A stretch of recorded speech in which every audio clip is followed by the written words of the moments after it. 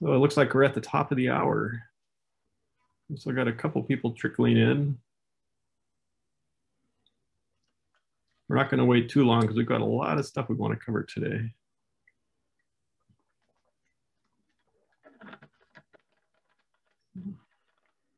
I think we'll get started. It's about 1 after right now. So most people have joined and a few more will probably trickle in over the next few minutes. My name is Bill Gustafson. I'm from Pacific Northwest National Laboratory. And we're joined today by a handful of the Lasso team. Andy Vogelman is here with us and Tammy Peerless from Brookhaven National Labs. And then Krista Gaustad and Karina Lansing are also joining us. They've helped out a lot with some of the software that we're going to be sharing today. Let's see here. In that screen, get it to advance.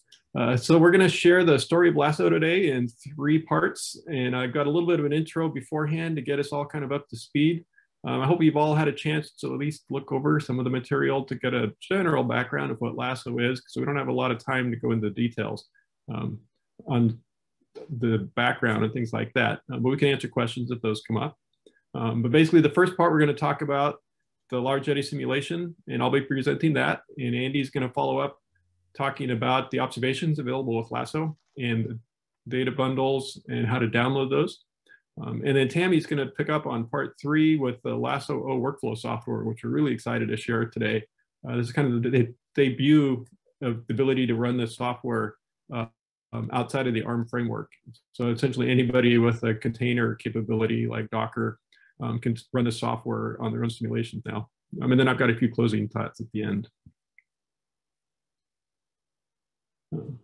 So just to talk a little bit about the kind of the high level overview, what is Lasso? The Lasso acronym itself is a complicated multi-line kind of acronym with embedded acronyms in it. The Large-Eddy Simulation, Atmospheric Radiation Measurement, Symbiotic Simulation and Observation Activity.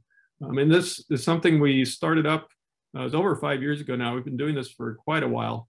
And the basic intent of Lasso has always been to leverage high resolution modeling so that we can enhance the value of ARM's observations and make those observations more useful and powerful for researchers. And we do that through this modeling. And the basic concept is that the modeling gives us new information to help kind of bridge the gap and scales between observations, as well as to give us extra information that the observations can't provide. The modeling can help us increase the understanding of the linkages between different observations, like a Doppler LiDAR being compared with surface measurements in different locations. We don't necessarily have the ability to measure all those spaces in between. The modeling can help us with some of the cloud theory and the parameterization development. So there's a lot of different ways that the modeling can enhance the observations and bring value. The observations themselves, our goal is to always provide vetted LES output that provides a plausible proxy for what we can't observe. So these aren't necessarily simulations that'll tell you one for one, this happened at this location, but they essentially are a proxy for what is possible and what's a realistic expectation on that given day. And we'll talk a little bit about that when we go into the ensemble concept that we use with the LES. Our approach is to target specific weather regimes. So Lasso isn't something that we run every day of the year for every ARM location. Currently, we've been doing it for shallow convection at the Southern Great Plains facility in Oklahoma. So basically, our current approach is to target the shallow convection, and then we essentially curate a suite of observations around the regime that we're interested in. So in this particular case, we have cloud macro characteristics, and the boundary layer characteristics that drive those is something that we really focus in on in the current Lasso scenario. And then we use those observations to compare with the LES that we also provide, and then package all that information into what we call data bundles to simplify use for you as the researcher, as well as make it easier for you to download. So you don't have to go into ARM's data discovery and download each observation in the suite. You can just get kind of a summary of those observations in the single tar file. So that makes it a lot easier to use. Now, I mentioned currently scenario number 1 that we've produced is for shallow convection at the Southern Great Plains Atmospheric Observatory. And we have more scenarios to come. And I don't have a lot of time to dwell on those today. This is the one slide I'll talk about. And then I have a few slides at the end of the slide deck, if you download it, where you can take your time later to look at a little bit more about the cacti simulation we're developing. But basically, we had a Lasso expansion workshop several years back where we talked about what are some new scenarios that we'd want to address next. And we decided the deep convection scenario that's focusing on the cacti field campaign that happened back in 2018 and 2019 out in Argentina is the next one we would work on. So this year we've been putting a lot of time into developing this exciting new capability where we're expanding into deep convection. So we're looking at much more expensive Large-Eddy simulations now over larger areas. And we hope to have those simulations available to everybody in 2022. And we're going to probably be staging the output so that you don't have to wait till the end and they're all available. We'll probably be releasing some earlier ones as well. And then we're just starting to think a little bit more about the ACNA field campaign as well for a maritime stratocumulus scenario that we're going to be developing after the Lasso cacti one. So Lasso itself has been applied already in a lot of different ways. And I just wanted to give people kind of a summary highlight here, just to give you an idea of what kind of research you can do with Lasso, just to kind of get your brain kind of thinking about that. Over the years, we've released many years of data now. And Andy will go into some of the details on that in terms of what cases are available. But basically, the publications we've seen to date have done a lot of work, for example, quantifying the shallow convection statistics, understanding the shallow convection processes and the cloud population. We're starting to see more papers looking at the cloud radiation connections and how the radiation impacts the cloud field. A couple of papers looking at 1D versus 3D handling of radiation within the model and what are the impacts on the cloud development. Some papers on parameterization development. A lot of this focuses on the boundary layer parameterizations, but it was well as cloud parameterizations because those are very relevant to the shallow convection scenario. We have one of the early papers is actually an observationally based paper that's built on top of Lasso, where they were looking at the scan strategies for the radars and what's the right scan strategy to use to reliably capture the shallow convective clouds because they're much harder to pick up with the scanning radars. Recently, we've had a paper come out looking at dust transport in the boundary layer. That's pretty exciting. It's something that I hadn't anticipated when we started the Lasso project years ago. And something that's exciting for us is we're starting to be included more in some of the larger scale modeling aspects. For example, NCAR has included us in the global modeling testbed now, which is a parameterization evaluation tool that's being used with the modern weather forecast models to evaluate the parameterization suites. So now the Lasso data and the forcings are something you can use to derive the single column model in that tool. So that's pretty exciting. And I'm starting to see this connection to the larger scale models that way. And then finally, the last bullet on this slide, I just wanted to note Lasso, we feel, is a really great tool for professors and teachers out there. There's a lot of information that's simplified down and easy to access through Lasso and through the tools that we have with the bundle browser that we'll be talking about today and the different aspects that it's a great tool that can be incorporated into, for example, boundary layer classes or cloud modeling classes. And there's different ways you could approach it depending if your interest is in learning how to do Large-Eddy simulations or how to work with observations, compare different kinds of observations and things like that.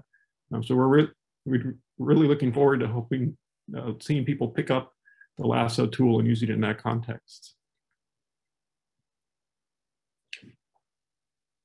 So to the last slide for the prologue here, I just wanted to share, this is available in the Google folder that we have available for everybody today.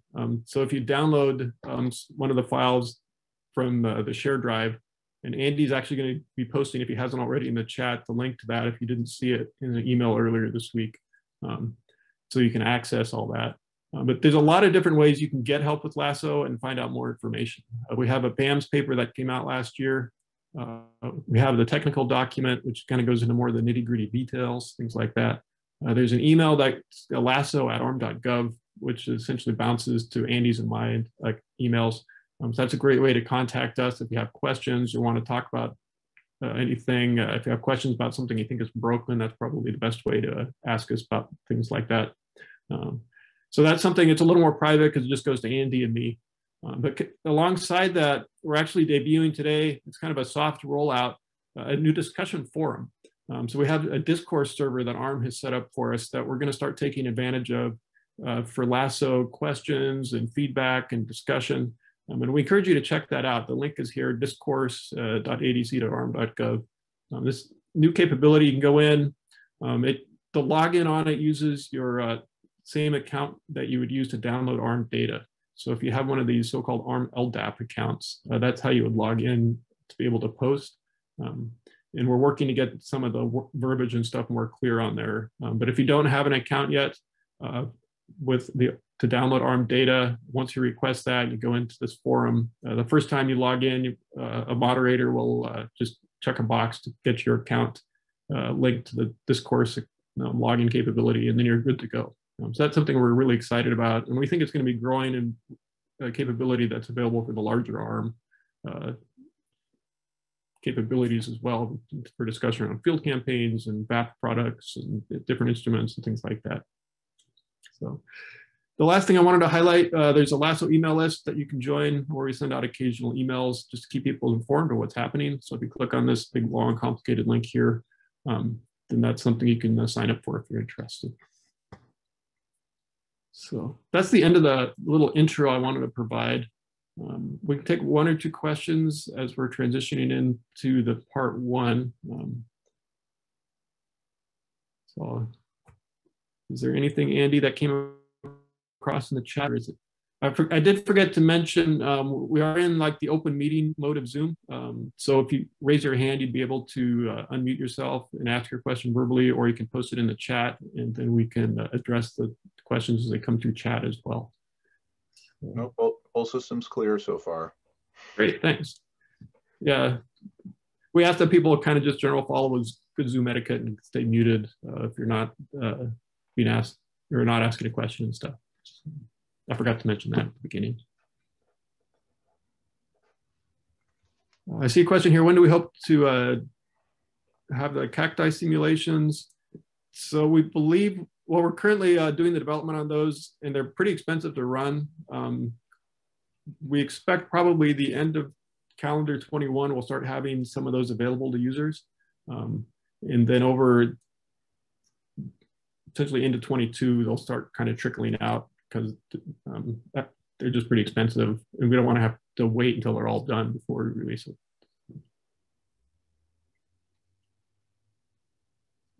Okay, well, great. Let me start my timer here for the next part. So at this point, we're going to kind of delve into the details of the Large-Eddy simulations that we used to particularly, well, very specifically for the shallow convection scenario that we've produced to date. There's going to be a lot of information, both from me and Andy and Tammy. We won't be able to delve into everything in detail because there's just so much to talk about. We can't cover it all in 2 hours, but we tried to put a lot of information on the slides, and it's all there. You can go back and look at in detail when you have time. We won't be able to necessarily talk to all of it today, but we try and throw a lot of it on the slides, at least the information is there. And then we're quite happy to answer questions as well as they come up. So this first slide here in part one is just kind of like the overview, big picture of what we do for the LES methodology. If you're familiar with the LES, a lot of this will make sense, and I'll kind of delve into some of the details a little more on the following slides. But basically, the high-level summary is that we use the weather research and forecasting model for most of our capabilities that we've released. And we did have a pilot period the first couple years where we also ran the system for atmospheric modeling, the so-called SAM model. So you will see those simulations available for 2015 and 2016 case runs. One of the things to keep in mind as you're using these simulations, because of our choice in domain configuration, we provide a statistical representation of the clouds. So essentially you're getting a cloud population that's representative of the region around the Southern Great Plains facility. This is because we have a traditional LES approach with doubly periodic boundaries, and then we use a homogeneous lower surface condition. Our grid spacing is 100 meters. Our domain width is 25 kilometers for the production years. And then in the early pilot phase, we're using a little smaller domain of 14 kilometers. And we initialize the model in the morning with the 6 a.m. sounding local time. And then we use a large scale forcing ensemble to inform the uncertainty. And then that actually results in an ensemble of the large-eddy simulations available to each day as well. And then that actual output is available every 10 minutes. So that's like the big picture. And we're going to delve into the details now as we go forward here. I wanted to talk a little bit about the specific version of WRF that we use for Lasso. We call it Lasso WRF, and it's available at that link I'm showing in the first bullet here. This is on the GitLab server that ARM runs. And basically, when you look in that repository, you'll see a branch called WRF Faster, and that's the one that we use. And the reason for that is that the code that we're using traces its heritage back to the FASTER project at Brookhaven National Labs around 2010. They did a great job adding some new capabilities into the WRF model at that point that are a little easier to use and a little more powerful than what's available in the LAS capabilities in the default version of WRF if you were just to download it from WRF's repository. Our version of WRF is based on 3.8.1 for the version. And in terms of the capability, if you're a WRF user, you know that when you compile it, you build in like the real mode or one of the idealized modes or an LES mode. In the Lasso WRF, there's an additional mode called EMCRM, which stands for Cloud Resolving Model. So that's the one that has been added to the FASTER project. And basically what that does, it provides a lot more detailed LES related output. We add the capability to do time averaging between output times, different types of volume profile and column integrated quantities. We have specialized LES diagnostics that aren't available in the standard WRF, things like vertical fluxes of heat and moisture, in cloud versus all domain averages, things like that, that are very useful and powerful for our particular application. We also streamline the handling of the initialization and the large scale forcing. It has the capability to combine the large scale forcing with nudging to profiles. So if you have the observed profile, you can nudge towards that. We don't use that capability for Lasso, but it's there if you want to download this code and rerun simulations and more tightly couple them to the observed profiles, for example. And then you also notice in some of the early pilot phase runs, we were using a customized version of the Morrison microphysics with a 4-mode aerosol input. But currently we're using Thompson now for the production runs. In terms of the domain configuration, I mentioned before we're using the 100-meter grid spacing. And our vertical grid spacing at the lower levels is 30 meters, and then above 5 kilometers, we use a stretched domain up to the model top. So the model top we're using is up around the tropopause. So we, unlike some LES runs that just run the lower atmosphere, we're running all the way up essentially to the top of the atmosphere in terms of the relevance for clouds. Our grid spacing allows us to capture the shallow convection processes sufficiently to provide a good representation of the clouds. We're not true LES though, so that's just something to be aware of. We're kind of on the edge of an LES grid spacing. So because of that, we don't capture the stable conditions particularly well. So for example, in the late afternoon or early evening, as the boundary layer decays when the sun sets, that turbulence decay isn't necessarily captured accurately in the timing in the LES simulation. So that's just something to be aware of as you're using them. The middle of the day, when the boundary layer is convectively active, and particularly with the cases we're using for shallow convection, they're coupled to the surface. The middle of the day, the simulations are very representative and good to use. We also note to make sure you avoid the first couple hours due to model spin up, because we initialize the model and kind of spin up the small scales and the clouds and things like that. And then just be aware the timing of the cloud decay sometimes is a little off because of that turbulence decay I mentioned earlier. Now, another defining characteristic of our domain configuration is the lower boundary. So we use a flat, uniform, homogeneous lower boundary. So that means we don't have any terrain or any soil or vegetation variability. So if Your particular application relies on seeing that west to east gradient that's prominent at SGP. It shows up in some days with the higher terrain on the west, or the moisture conditions on the east, that kind of thing. Those are all kind of averaged out in our LAS representation in terms of kind of a regional representation instead of site to site. We provide time-dependent specify the lower boundary of fluxes based on the variational analysis product, and I'll talk a little bit more of that in a later slide. But basically, the implications of this lower boundary configuration is that we don't have feedbacks between the land and the atmosphere because we're specifying the fluxes. So, for example, if you want to look at land-atmosphere interactions, you'll want to start with our simulations to kind of pick the right day of interest. You could look at what are the force scenes in terms of large-scale conditions that give the most accurate simulations for your particular need. And then you could rerun the simulations with an interactive land surface if that's something of interest to you. And we've seen people do that. So these are just different things in terms of thinking through how to use Lasso. Another implication is that because we're specifying the surface fluxes, radiation doesn't impact the surface fluxes or the surface temperatures, just because that lower boundary is specified. And then I mentioned before, surface gradients across the region aren't represented. So I'm not going to dwell on this slide too much. This is one where we're just providing the information for you. If you're interested in the physics settings, we can answer questions. This is the basic setup here. I do note that because we run the model up to the tropopause, we do have ice microphysics active in the simulation, for better or for worse, depending on the particular forcing ensemble member. Sometimes it's better than others, but we do have cirrus clouds that will form in the model.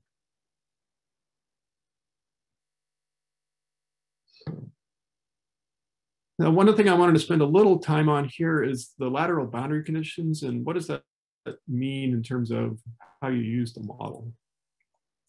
So I mentioned before we have doubly periodic boundary conditions for the lateral boundaries. So this is a very common traditional way to run an LES model. Basically, it means that any information that goes out one boundary kind of loops around and comes back in the other side. Because of that, we're essentially assuming a scale separation between the larger mesoscale and synoptic conditions and what's happening inside the LES domain. We're assuming that we can treat those larger scale characteristics essentially as uniform conditions imposed upon the LES domain. And then all the small scale eddies that spin up inside the LES essentially can act independently without having to have a two-way feedback with those larger scales. So that's just something to be aware of. The scale of the largest motions that can form the model are on the order of the domain width. So depending on the particular simulations you download, either 14 or 25 kilometers. One thing I do want to really emphasize here is that each column in the model is statistically identical. We're getting a cloud population distribution, so it's not like every column will be cloudy or every column will be clear at a particular time, but the sizes of the clouds and everything, we're forming kind of that average cloud population. So you can't compare this exact central facility location with the Doppler LiDAR location several tens of kilometers away. You're kind of using those as a net average observation to compare with the LES. It's kind of a concept a lot of people don't realize when they're starting to get into LES modeling if they haven't worked with that in the past. It's a little different than a weather forecast model. So in terms of model inputs, the initial conditions I mentioned before come from the morning sounding, the 12 UTC sounding that comes up from the central facility every morning. We then also impose random perturbations to the potential temperature at the lower boundary. This is a very common LES technique. It helps spin up the small scale motions to kind of start the model off. But they're very small in amplitude. They don't really do much besides just kind of spin up the turbulence. The surface forcing is based on the variational analysis value-added products. So we update that hourly in the model. And what that is based on, ARM runs a network of surface flux measurements from the EBER and the eCore measurement capabilities. So the folks at Livermore have taken that and they produce a regional average of those fluxes around the SGP site. And then that's incorporated into the variational analysis VAP that we then pull into Lasso. The large scale forcings, essentially represent the domain-wide tendency for temperature and moisture, and we essentially provide the profiles, tendencies of the theta and QV. And these represent the large-scale horizontal advection coming through the region, as well as any impacts due to the subsidence. So typically that's heating or drying from the sinking air, or that can impact the cloud state. I mentioned before, we do provide the data if people want to do nudging to the observations, but we don't actually employ that in the simulations that we produce for the public. So implications of this large-scale forcings, if you're thinking conceptually about how this works, is synoptic changes that are impacting the domain. Because they're coming in as a profile tendency, they're impacting the whole domain at the same time. So for example, if you have a cold front coming across, it's not going to propagate like it would in a weather model, it'll just kind of like pop on and be seen in the whole model at once. So that's just something to be aware of. But typically that's not going to be an issue for the shallow convection, where we're trying to just kind of get the surface-driven shallow convective clouds. Here's a little more information on the ensembles that we use to choose the large-scale forcings. So basically, we pull them from 3 different data sets. We have the variational analysis that's providing the surface fluxes. We also are able to pull a large-scale forcing tendency based on that product. So that represents a 300-kilometer wide box around the central facility. In the tendencies in that spatial scale, essentially. We're also using the ECMWF model, the IFS model.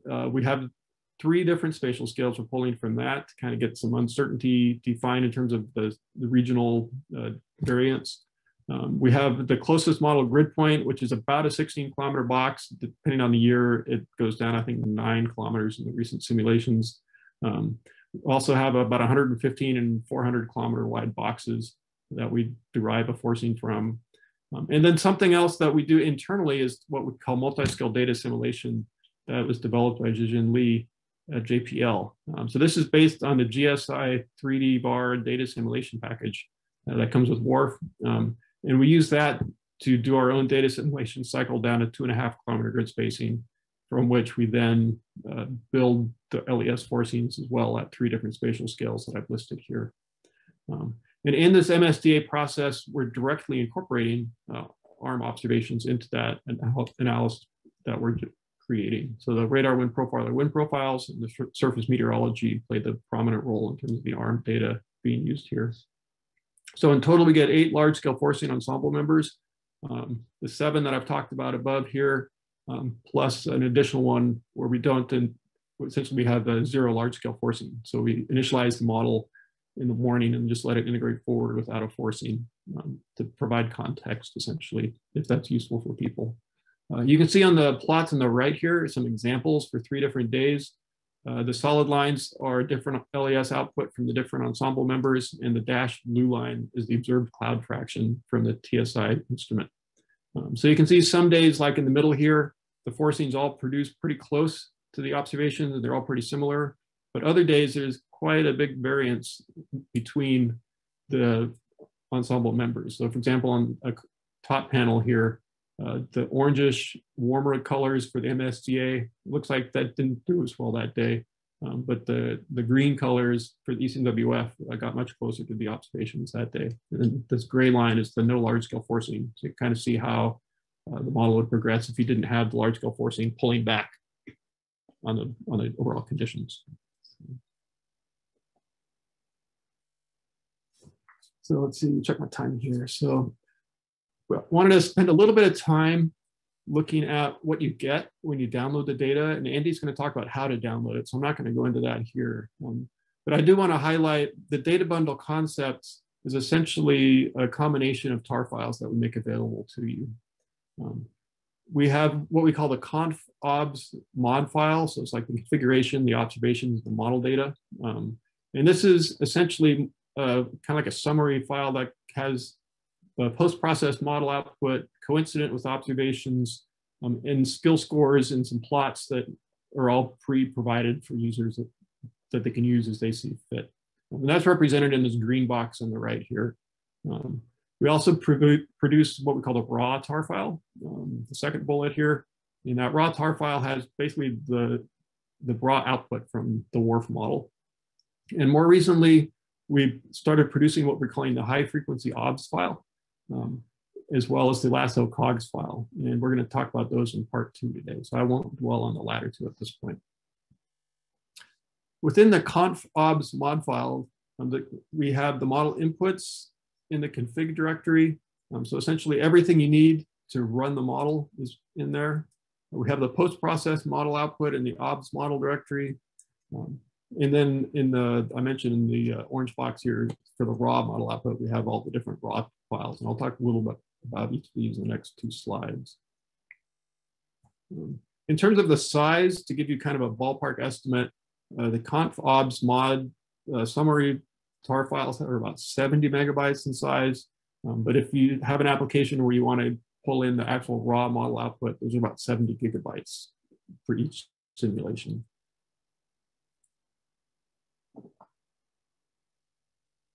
Okay, so in the config directory, just to kind of highlight what's available in there, this has everything you need to reproduce a Lasso simulation. And this is actually very common for a lot of our users. We'll start with our simulations, and then they want to enhance them and use them in different ways for sensitivity studies or add new outputs, add new configuration options if they want interactive land surface or something like that.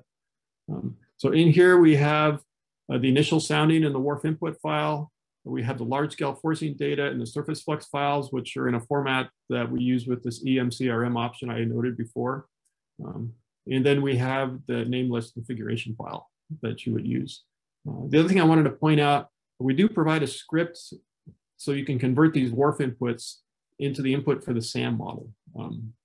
So that script can be used if you're a SAM modeler, or if you're a modeler with using a different model altogether, you can use that script kind of as a template to kind of figure out what you need to do that conversion. If you're somebody that is using a different model and you do build a new script, consider sharing it back with us, and then we can make it available to the community as well, kind of increase the power that's available with Lasso. In terms of the raw model directory, in there we have output every 10 minutes, and there's 2 different file types, which I'll talk a little bit more on. The WRF out files, which are the very traditional WRF style model output. We provide those essentially in hour blocks, so 1 file per hour with 6 times in each file. And then we have the WRF stat file, which is that additional output that we've added as part of the Lasso WRF that has a lot of the extra LES specific information. If you're unfamiliar with the WRF out file format, I think the best place to go is the WRF user guide, and I provided the link here. That has all the details you'll need for 95% of the variables in there, except some ones we've added specifically for Lasso. So it'll talk about things like how do you combine the perturbation and base values for some of the special variables like geopotential height. How do you deal with the potential temperature to turn it into a usable value, because it's also got to put, it's essentially output as a perturbation value. There's also variables that are staggered, like the wind components and the height data that you need to destagger depending on your particular application. If you have questions, we're always willing to answer them. The user's guide for WRF is a great place for a lot of those basics. I did want to dwell just a little bit more on the WRF stat file. This basically has a 10-minute output as well, but specific here compared to the WRF out, the WRF stat, we're able to accumulate data between the output times. So between those 10 minutes, we can do time averaging or accumulation depending on the variable. So we have in here things like meteorological state, turbulent fluxes, a lot more of the cloud details and radiation. We have 4 different categories of variables, and that each one has this prefix, which I've highlighted in the light blue. And so these kind of summarize what type of statistic you're looking at. So the V is for volume, where we're outputting the volume every 10 minutes. So each individual grid cell in the domain essentially is output. And then that can often be reduced through spatial averaging into a profile for like domain average profile. So that's the P's for CSP. And then the other pair of output types are what we call slab and time series. So slab are essentially 2D variables in X, Y, like liquid water profile is a good example, where it's a column integrated value that reduces down to a horizontal slab. And a lot of that data can also be further reduced through spatial averaging into a single domain representative value that turns into a time series. So kind of in a literary sense, you can kind of think of the volume is the profile as the slab is the time series data. So that's just something I used to keep in my head to remember all this. But this little schematic here is something that you might also find a little helpful, just to kind of keep all this in mind.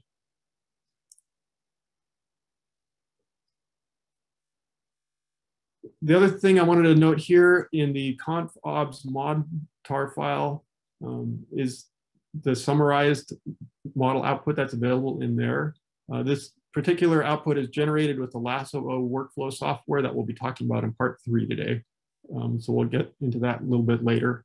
But basically, the summarized output consists of a subset of the WRF output that's used to calculate the skill scores we make available in the data bundles. And we have three types of three types of files that include model output in this tar file. We have what we call the Lasso mod file, which has what ARM calls ingested data. So that's WRF out data. It's every 10 minutes still. But it's a subset of the variables. We also then have this diag obs mod where we take that first file and then further reduce it down to just hourly time sampling and then put it side by side so it's coincident with the actual observations of relevance. So that's all in one file, makes it easier to use. And then we have another one called the obs mod z where we have the height dependent cloud fractions. So that's what the z identifies there. So depending on your application, this might be sufficient for your needs, and it's a lot easier to download and work with. And then finally, the very last thing here I wanted to point out is the Lasso metadata table. This is a capability we added after the first couple of years. A lot of people might not be aware of this.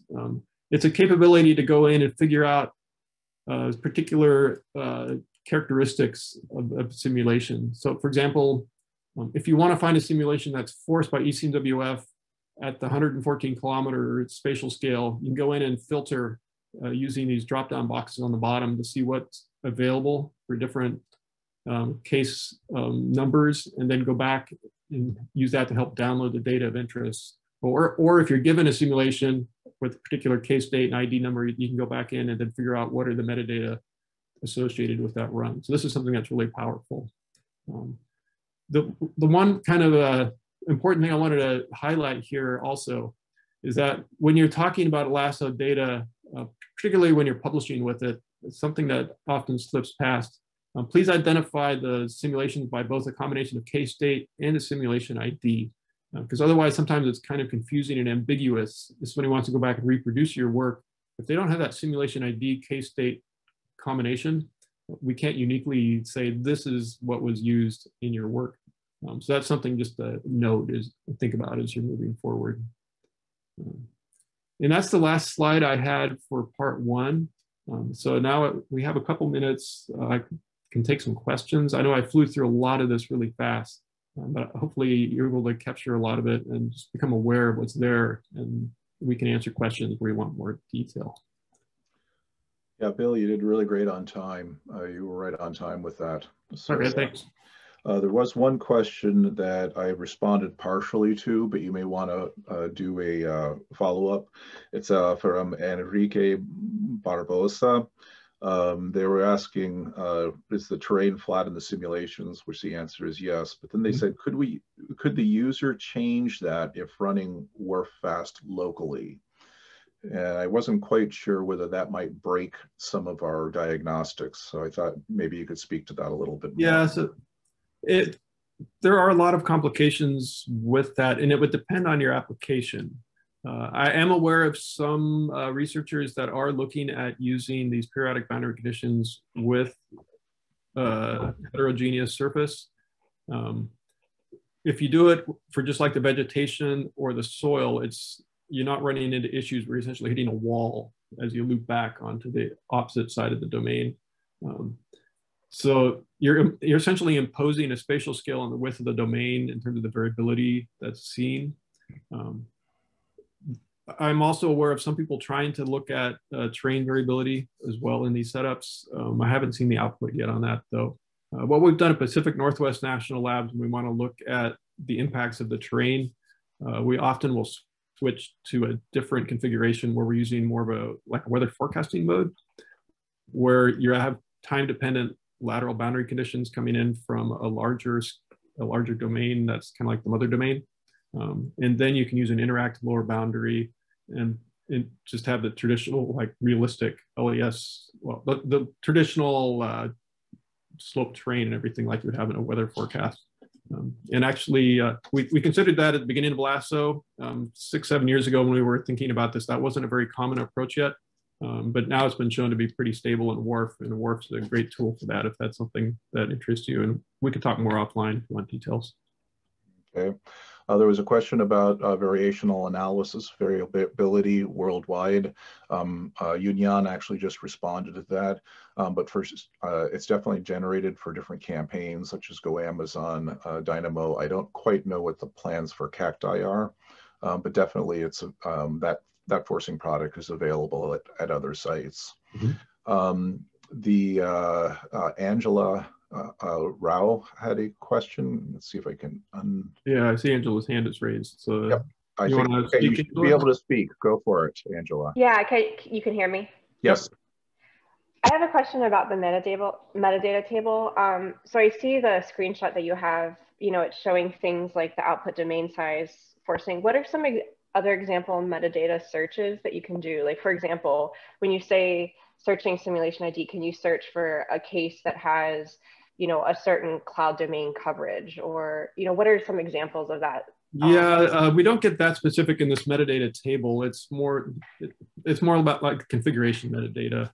The actual characteristics of the simulations, it's easier to use the bundle browser, and Andy will talk a little bit about that. The bundle browser is something we could say, I want to search for cloud fractions between 0.6 and 0.8 or something like that. But it does allow you to visualize some of the different details, so you can work through the available cases and see what might work for your particular application. Got it. Thanks. Sure. Okay, Bill, we have 2 more questions. I'll take the first one with regards to the large-scale forcings. They say, is there any specific data set for large-scale forcings, or can we generate them from model output of WRF real? Yeah, so actually the MSDA forcings, we take the WRF outputs and then we have scripts that do the spatial averaging and calculations to turn those into large scale forcings. So that's something we can share with people if they want that. Yeah, and then Ian Glenn had a question. Could you confirm the CVS style data is time averaged as opposed to an instantaneous sample? I would think if a user had need for the high spatial resolution data, they would not want it smeared out with time averaging. Yeah, so in that case, if they don't want the time averaging, they could go back to the WRF out file. So if it's meteorological state, then they would have like the instantaneous output of the temperature profiles and the humidity and the cloud characteristics. So it's kind of that combination of the WRF out and the WRF stat. Users can get a lot of what they need. Sometimes there's applications where you might need to rerun the simulation and use our output as kind of a starting point. But there's a lot of different ways people are interested in using the Lasso output. Sometimes it works for your need, and sometimes you need to do a little extra work. Okay, we have about 1 more minute before we need to move to the next section. But there are lots of questions in here that you may want to respond to. Okay. Yunyan asked, are the model outputs of turbulent fluxes sampled separately in the cloud or in the updraft? The answer to that is no. To get that information, you need to go to the raw WRF files and extract that. And of course, that will be for a 100 meter horizontal grid. And depending on what types of things you're looking at, let's say subsiding shell, there are some arguments that you might want to go to a higher resolution than what we used for our general purpose. Let's see, and then there's a note that the Livermore team is working on VARNL for Cacti with planned public availability later this year. So thank you for filling that in, Chen or Tao. And I might also add for Yunyan's question, if anybody is kind of curious how we calculate some of the details, if you download the Lasso WRF repository, you can go in and just look at the Fortran code too, if you're familiar with that kind of thing.